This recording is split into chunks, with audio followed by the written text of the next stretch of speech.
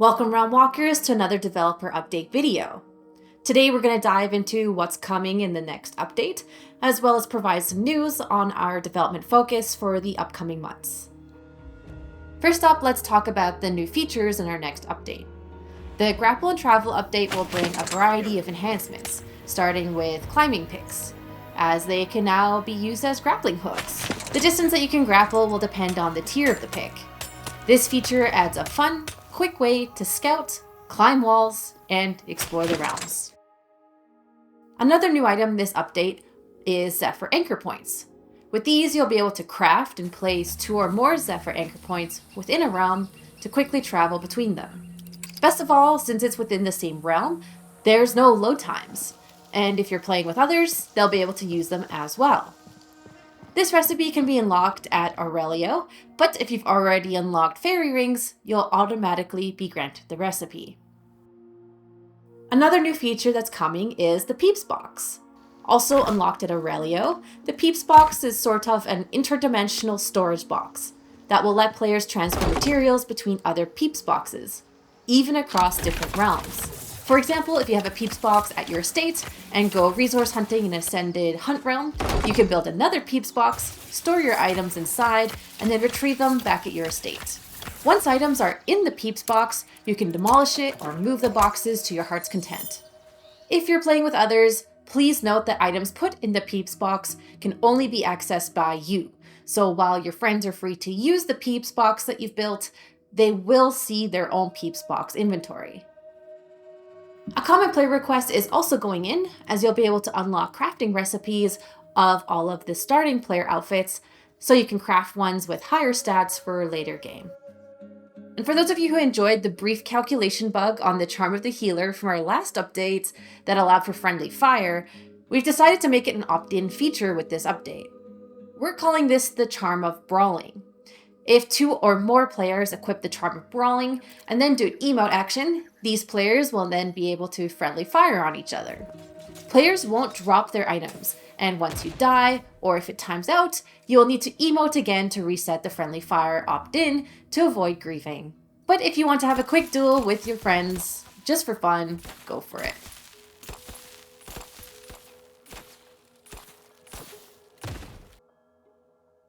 We're also adding new features to the recently introduced offline mode.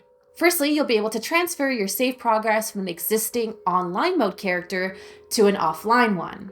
Note that when you do this, you can continue using the character in online mode, but any progress made or realms visited in offline mode will not transfer back to the online character. This process works only one way from online to offline, and we have no current plans to enable the reverse. The team has also been working hard on optimizing the offline mode so it can be available on the Steam Deck with this update. If you're looking to take Nightingale on the go, it's a great chance to do so. The final offline mode update is that it'll be compatible with Steam Cloud saves, so you can take your offline characters to another PC if you so choose. This should be enabled by default, but if you have different offline saves and more than one PC with the same Steam account, we'll share a link in the description so you can back up your saves. This update also includes various other bug fixes and minor gameplay tweaks, so keep an eye out for our detailed changelog. Hey Realmwalkers! The Spark of Hope event is coming to an end with this update, and we want to say a big thank you to everyone who jumped in and participated, and especially for all the feedback that we received. We're going to be using all that to help expand and improve future events that we're working on here. Once the event has ended, Wisps will no longer drop Hopeful Essence, and those special traders will be gone from your Abeyance realms, but you will be able to turn any Hopeful Essence you have back into regular Essence. Now we know some of you will be wondering what's going to happen to those community event items. We're going to make those available again in the future, but we'll have more details on that at a later date. But once again, thank you for everyone who jumped in and joined us for our first community event. Now, if you've been following us for a while, you may have noticed our update cadence has been a little bit different recently, and our latest update is smaller in scope than what we did with 0.3 and 0.2. Now, you might be thinking that we're slowing things down here, but actually it's quite the opposite. Since launch, we've received a lot of feedback from players, and while we've made improvements and added new content and fixed a whole bunch of stuff, and it's been great to see that reflected in the most recent Steam reviews, we know there's still a lot of work to be done.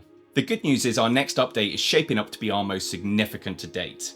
Now, the downside is this is taking up our studio's full focus, so it will take a little bit longer for it to arrive. But we want to give you a heads up on what we're working on and the key feedback points that we're trying to address with this big update coming up.